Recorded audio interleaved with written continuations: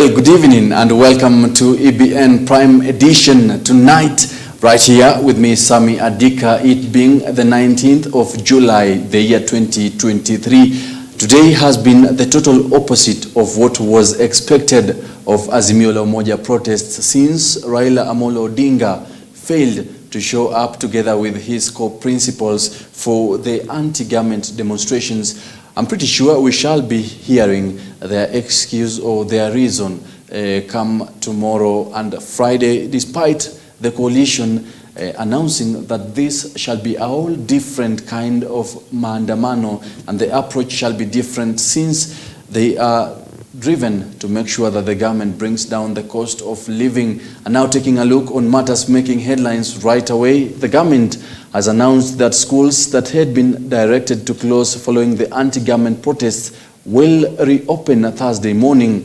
The decision to close schools was arrived at following tension that was being witnessed in the country. I'm pretty sure that students are ready to resume schools since the government has showed commitment in making sure that their safety is adhered to.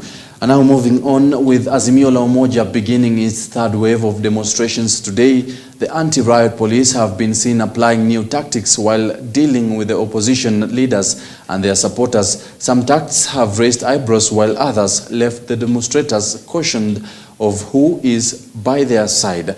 This has forced Azimio la Umoja coalition legal team led by lawyer Danstan Omari head to court in a bid to have leaders arrested in unclear circumstances produced. Well, that shall be coming right to you in our later on in a few minutes from now.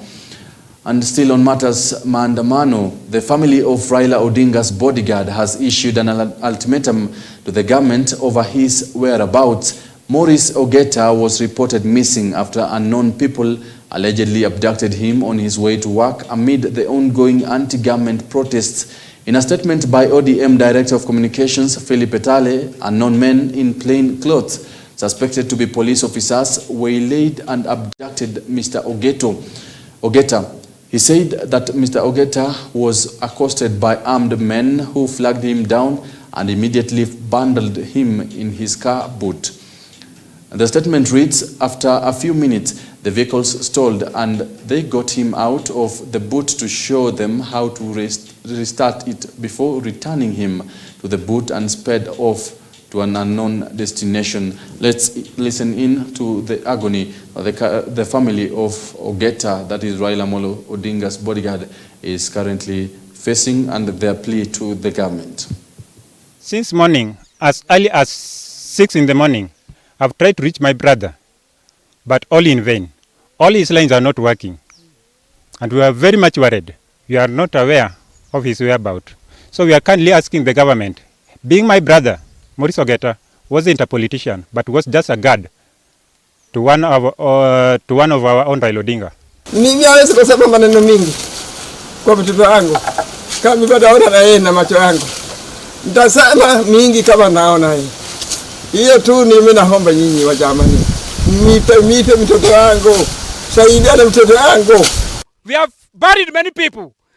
We want the government of Dr. William Ruto to produce my brother. He was just a guide for our Prime Minister Raila Amolo Odinga, and he was not on duty.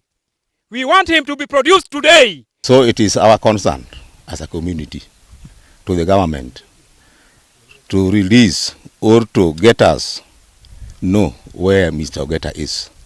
Mr. Ogeta has been a pillar in this community. He used to meet these community members that you are seeing here. But when we are losing him, within even a second, or seconds, or a day, it is very much painful for us. And still on matters, protest and anti-government demonstrations, businesses came to a standstill in different counties after hundreds of protesters took to the streets protesting against the high cost of living. This is after the opposition called on their supporters to come out in large numbers under the new movement dubbed Sufuria Movement and stage demonstrations in a bid to have the government bow to their demands. Let's take a look on different occurrences within the country. Nimekuja kwa barabara juu ya unga. Unga lazima bei irudishwe chini. tunaumia sisi kama wananchi wa Kenya. Tafadhali wana Kenya, Ruto aturudishie unga ya chini, bei ya unga chini. Atungependelea leo tuko na nyinyi. Sasa tuko na nyinyi. Leo tuko na nyinyi. Hatutaogopa. Na tutakimbia. Na sisi ni Wakenya na tuko na haki ya kuenda maandamano.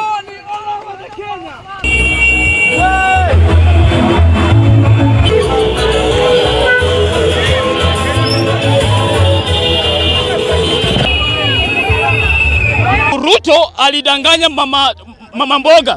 Akasema kwamba mama mboga atawapatia nafasi katika uongozi wa Hasola. Kumbe ilikuwa ni uongo. Kumbe huyo Hasola mwenye alikuwa anasema mama mboga kumbe ni Aisha Juma. Ruto alidanganya watu wa bodaboda. Akasema kwamba katika nafasi ya Hasola atatenga nafasi moja kwa ajili ya wanabodaboda. Kumbe mwanaboda alikuwa Kindiki. Na sasa imefika masaa na wakati tumesema kwamba enough is enough. Enough is enough. Ruto must go. Ruto must go. Ruto ulituambia maisha itakuwa mzuri kwa sisi kama hustlers. Na sisi hustlers tulikupigia kura tukijua maisha itakuwa mzuri. Na sasa saa hii umezidi promise after promise. Sasa ulimaanisha nini na bottom up? Hii ndio maisha ulimaanisha sisi tutafika? Watu wetu wa bodaboda wanateseka, wanahangaika, hakuna biashara mzuri, mafuta imepanda, hakuna venye wajisaidie na watoto. Tunakuuliza, hii promise after promise utazidi kutupea mpaka lini? Tumechoka na si utani, tumechoka bwana Ruto, tumechoka ile. Ruto alituambia akasema ni bottom up. Bottom up ni kuchukua mtu kama Wetangula na kumpea kiti kwa serikali. Bottom up ni kuchukua mtu kama Mudavadi na kumweka kwa kiti. Bottom up ni kuchukua wana bodaboda na kuwasaidia, kuchukua mama mboga na kuwasaidia. Hakuna kitu ametusaidia. Kitu tunasema ni vitu zishuke. Mafuta ishuke, chakula ishuke, maisha irudi normal. Alisema atashukisha hizo vitu, badala ya kushukisha ni kuongeza. Sasa hiyo ndio bottom up yenye alisema ndio bottom up. And in Laikipia County, former Laikipia woman representative Catherine Waruguru led pro-government demos in Nanyuki town, condemning the anti-government demonstrations that are happening in various parts of the country. Waruguru has called on Azimio leader Raila Odinga to accept that he lost the elections last year and focus on leading a peaceful opposition as opposed to demonstrations that will only derail the government's development agenda. Waruguru has also called on President William Ruto not to be shaken by the opposition's antics, declaring that Mount Kenya region is fully behind the government. Now we want to tell you, there is no single nation that was built by people demonstrating, picketing, and acts of hooliganism in the streets. It will take a man or a woman to build up a vision. Ajiri watoto wetu ndio kaunti yetu ya Laikipia iweze kuendelea. Na kwa hivyo tunamwambia Rais William Ruto hapa Kiaka, hapa Nanyuki na Laikipia mzima, tuko nyuma ya serikali yako. Kaa gangare, hawa wamama ndio walikupea kura, hawa vijana ndio walikupa kura, na mzee wa kitendawili asikusumbue hata dakika moja. Wanatishia watu hapa ati siji, we are writing to Hague, we are writing to international community, you are calling upon embassies to help you. I want to ask the Azimio people, when last did you invite the church, the clergy, our men and women, our businesses, our industries? When did you invite them to have a conversation in regards to their economy and the status of economy in this country? Hatujaona mkiita mkutano tuzungumzie uchumi na jinsi tutasaidia William Ruto kujenga uchumi wa Kenya. But we have seen you criticizing, demonizing, insulting and inciting our youth to go to the street. Mnafanya hivyo na watoto wenu mmeficha. Tunataka kuambia sisi tumewajanjaluka na sasa ni masaa ya kazi, watu warudi kazini, na tuseme ya kwamba mkiona hao wakora kwa hizi streets, tutokee tuwaescort waende nyumbani kwa amani mapema. Na si kusema kwa sababu sikuchaguliwa kiti ya mbunge Laikipia East itaendelea, inaendelea. Na si kusema juu Raila Odinga hakuchaguliwa rais ati Kenya haiwezi endelea. Itaendelea, apende asipende. Sisi kama viongozi wa bodaboda tunazidi kuambia vijana wetu ya kwamba hatutaki maandamano Nanyuki town wala wapi, kwa sababu wakati tunafanya maandamano tunaharibu maisha yetu na tunaharibu familia zetu. Kwa hivyo sisi tunazidi kutangaza amani. Sisi tukiongozwa ni Mama Simba tunasema Laikipia hakuna maandamano. Vijana na amani si kwenda kufanya maandamano. Kama wahubiri wa Nanyuki na Wakolino wote kwa jumla, ninaongea kwa niaba yao, sisi hatutafuatana na Raila na kundi yake yote. Sisi tunataka amani Kenya, na tulichagua president wetu ndio rais wetu William Ruto, na tutamuunga mkono kwa dhati. Now taking it to Kericho County, President William Ruto has told off Azimio leader Raila Odinga for planning anti-government demonstrations that seek to drag his development plans. Ruto has vowed to counter the anti-government demonstrations, noting that he is not ready to let the country sink into violence, and urged the opposition leader to consider other alternative ways to voice their grievance. Other Kenya Kwanza allies have also told off Odinga, noting that it is time to shun away from divisive politics, as they term it.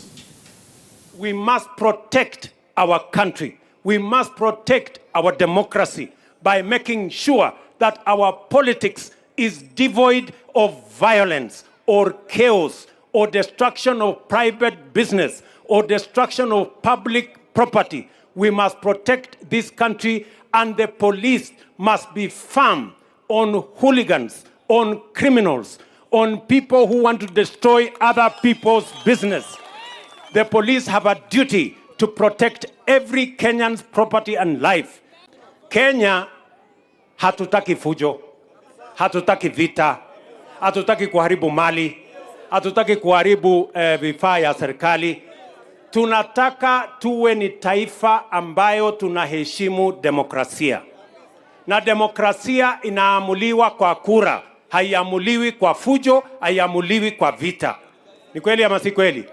So tukubaliane kama wa Kenya ya kwamba tutalinda taifa letu, tutalinda demokrasia yetu, na siasa yetu haitakuwa na vita, haitakuwa ya kuharibu mali, haitakuwa ya kuharibu barabara. Itakuwa ni siasa bila chuki na bila vita, kwa sababu hii taifa letu la Kenya hatuna spare part ya Kenya ingine. This is our only home. Ile kura yenu mlipiga kwa hiyo rais wetu, kazi yangu na huyu Kimani Ichung'wah na Ndede na hao watu wajumbe ni kulinda uongozi na ushindi wetu. Mnataka tuendelee? So hiyo watu wanataka kutafuta rais pale ya Ikulu, nimeweka mtego kila pahali, hakuna pahali wanaweza pitia.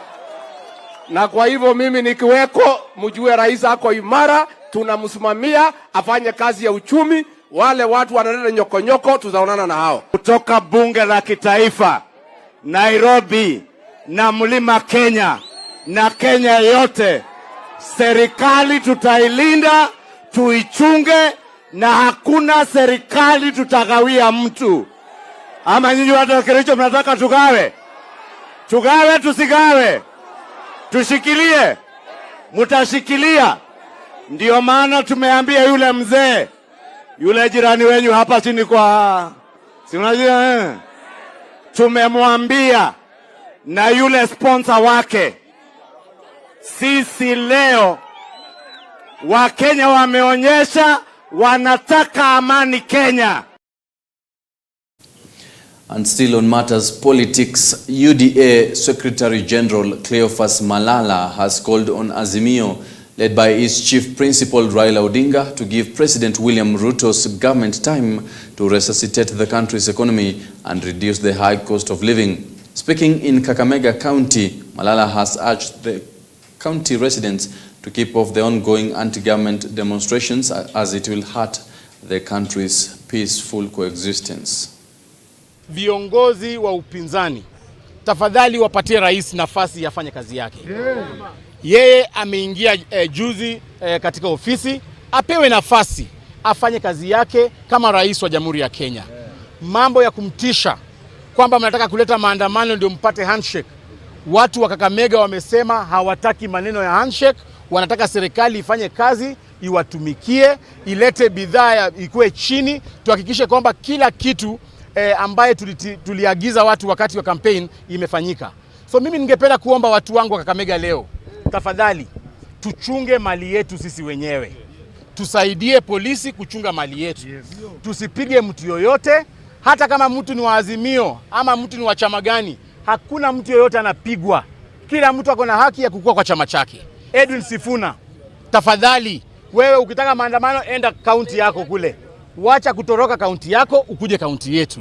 Seneta wa Vihiga anaitwa Godfrey Osoti, tafadhali wachana na Kakamega town.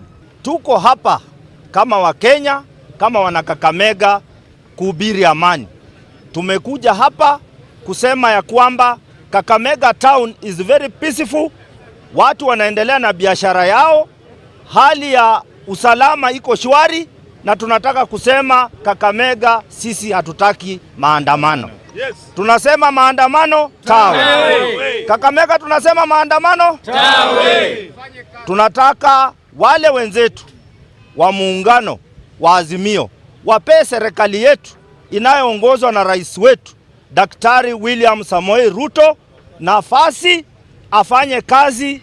Kwa hii miaka 5 wa Kenya walimpigia kura, tulimpigia kura. Oparanya, you are governor. Tulikupatia your 10 years. You delivered what you delivered. Ukatuachia pending bill kubwa. Ukatuachia hospitali haijaisha. Ukatuachia bukungu haijaisha. Oparanya, go home peacefully. Ukija Kakamega kufanya maandamano, what you saw in Busia is nothing. Utaona ile hujaiona. Hakuna maandamano Kakamega. And that is our... Well, a section of leaders from Nyanza region have strongly condemned the planned anti-government demonstrations, terming it as destructive. The leaders from Raila Odinga's backyard have urged the youth to shun away from being used by politicians, noting that the law will soon catch up with them. The call for the 3-day demonstration by the opposition leader and his brigade is very insensitive, and to say the least, very arrogant and visionless. Due to this, public schools in Nairobi, Mombasa, and even Kisumu have been denied opportunity for the children to learn. From the onset, mandamanos by the opposition has flip-flopped between not recognizing the legitimate election of His Excellency President Ruto as the duly elected president. Today, what we have seen in form of demonstration is a situation where a lot of fear has been put in place. Children are not going to school. People who bring their goods to sell in Nairobi or any other parts of the country are not doing their business.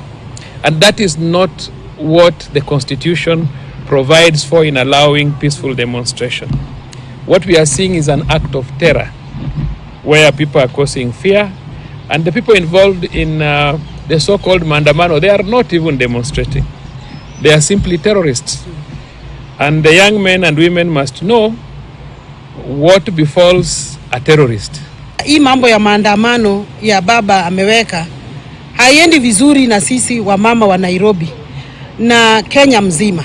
Sisi ndio wazazi wa vijana wenye tumezaa wa vijana. Lakini ni uchungu sana kwa kila siku Raila akitangaza maandamano unakuta ni vijana wetu ndio wanaenda kwa barabara. Na ukweli ni kwamba maisha ni magumu dunia nzima. Si Kenya peke yake. Tunadanganywa hapa, tunaambiwa ni serikali hii mpya ya Dr. Samoei Ruto ndio imefanya maisha imekuwa gumu. Sio hivyo. And religious leaders have today called on the government and the opposition to reconsider the dialogue way that will help end the standoff that has left the country in a limbo. The leaders have noted that such approach will help build the country's economy which has been struggling since the onset of COVID-19 in March 2020. Socio-economic distress and repeal of the Finance Act.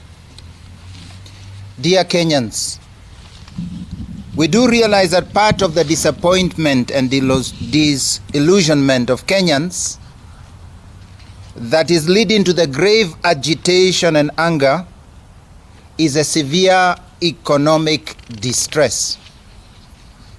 The high cost of living has created a burden on individuals and families, making it difficult for them to meet their basic needs and maintain a decent standard of living. We realize that many are struggling to afford essential goods and services, to secure stable employment, or are facing financial hardships that affect education and healthcare access. We call for adherence to the rule of law, both for the citizen and the leadership. This includes respect for court orders and rulings. Dear Kenyans, we can find local solutions. Despite the challenges and uncertainties faced by the country, it is essential to remember that Kenya possesses the potential to develop local solutions to address its problems. It is crucial not to lose hope and succumb to despair. By working together and engaging in a constructive dialogue, Kenyans can collectively brainstorm, implement innovative approaches to tackle the socio-economic issues at hand. For example, when it has rained now, Kenyans have gone to farms, they went to places, there's a lot of maize and so on. We propose a consensus-building convention under auspices of religious leaders with a multisectoral participation to identify the major issues ailing our country and to map out a path we can walk together in order to address them. And now taking a look on a matter that needs urgent attention. A number of construction site laborers have been reported dead in a span of 2 years within Eastleigh, with no proper action taken to reduce such cases. The latest ones are of 2 people who are reported to have died in different locations within Eastleigh following lack of safety gears. Dr. Mohammed Hassan of Alimin Hospital says that they have experienced several cases being at the center of Eastleigh construction sites and that the relevant authorities now need to take necessary action. We have received quite a number from different sites, but some of them are just normal injuries, some have mortality like this one, and it has been there for the last, I think, 3-4 years, but it has been several cases. As a doctor, I can only advise the NCA to do the safety precautions in the construction site so that we don't get this mortality later on in life. It is called a pedestrian judgment. You judge a hospital, but you have just been brought a mortality. What do you say? It's nothing you can do. These are just dead body was brought. So how do you blame the hospital? The injury from the dead lady is that she had a head injury and abdominal injury. That's why she died of head injury and abdominal injuries. Hapa Eastleigh tunashangaa kila wiki lazima mtu akufe na nini kwa korofa. Kama huyu nasikia ni mawe imetoka tu juu from nowhere ikamuua. Na mwingine pale alikuwa oria, ni ndio ilimuua. Lakini barabara chini ni mkoko. Mtu wa mkoko alikuwa anatoka. Mawe wengi siwajui, lakini wewe sijua kwao. Wengi ni wanaume.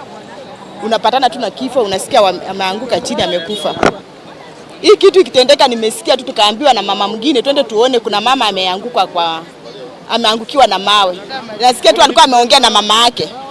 Kumaliza kuongea na mama yake ndiye akaingia ndani. Kuingia ndani ndiye ameangukiwa na mawe. Sasa hatujuangi shida inakuanga nini. Na hiyo building wanaendelea wakijenga na hii area watu wamekufa wengi, kuna wengine walipigwa na shoki ya stima.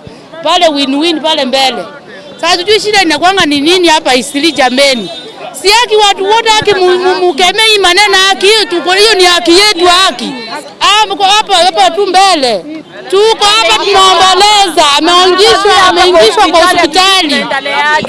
Hakuna safety kwa hizi buildings. Hii kitu imehappen. Si mara yangu ya kwanza kuona. Sina happeningi. Sababu hata mimi nikiwa kwa hiyo kazi miaka imepita hapa nyuma. So ni mambo ina happen. So inaweza kuwa sometimes ni accidentally, vitu zingine zina happen ni kama sijui nitasemaje, lakini huwa ni vitu zina happen. So watu wanakufa kwa michengo. Now we do hope that the National Construction Authority and NEMA will move in swiftly and make sure that the construction site laborers are safe during their duties. Now moving to Makueni County, more than 15,000 residents of Mboni East, Makueni County will benefit from maternal and child health services.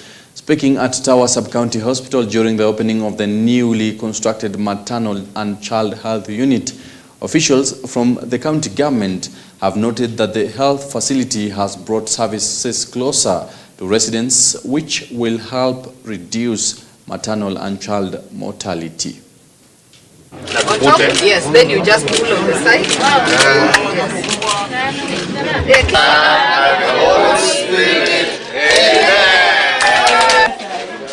No, it's true. And what we've done is seen a real, I'll call it a miracle, transforming what was a small facility into a state-of-the-art facility with 20 beds for mothers who will have given birth, and 6 facilities for neonatal babies. Mule ndani kuna newborn unit. Kuna mtoto mdogo wa kilo 1 pale ndani. Yuko inside an incubator. Analishwa, anapata joto pale ndani. Courtesy of Safaricom. Jambo ambao Safaricom wanafanya it looks very simple. It looks very simple. But jambo ile wanafanya is saving people's lives. Yule mtoto ambaye yuko pale ndani, under normal circumstances huyo mtoto hawezi kusurvive.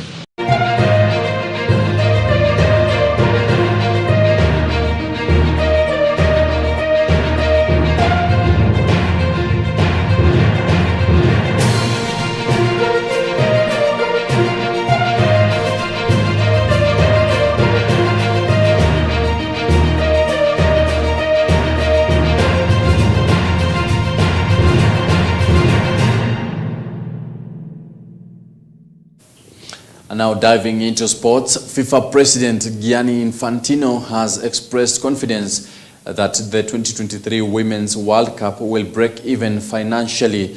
The football boss, however, noted that his organization could not guarantee the distribution of prize money directly to players participating in the tournament. This year's Women's World Cup is set to attract many people, with the event being expected to kick off on 20th this month. Out of what will be the biggest event, not just sports event, but event generally, certainly sports event, certainly football event so far, that has been organized here. Fatma mentioned some of the figures, 1.5 million people in the stadiums, 2 billion people around the world will be focusing on this Women's World Cup. Well, that's why I'm saying rather than sometimes looking at, as we all do, because we want to be precise in everything we do, well, what is this not maybe perfect as it should be, or that, or whatever. Let's focus on what this event means for women, what this event means for this part of the world, and all the other very, very important meanings that this FIFA Women's World Cup has. We see here this trophy, which has become iconic. It's a beautiful trophy. It has become iconic as well, and we will see some fantastic games as of tomorrow. I'm looking forward to see as many games as possible, of course.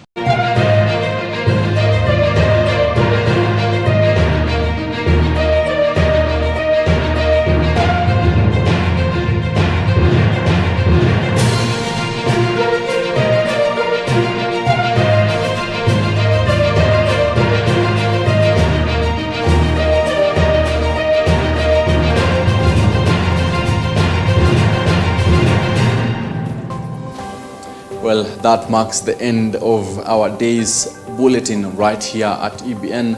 Many thanks for choosing EBN TV Prime Edition with me, Sammy Adika. Remember to join Cynthia Nanjala tomorrow morning on our Morning Live. She will be telling you a lot about the day's events. Remember also, we shall be bringing you up to date with news making headlines, specifically how the demonstrations will be taking place in different counties, different towns, and the effort that the government is also putting in place to make sure that children remain safe while in school, and also businesses are not interrupted with many things. Remember, EBN TV, we transform your world.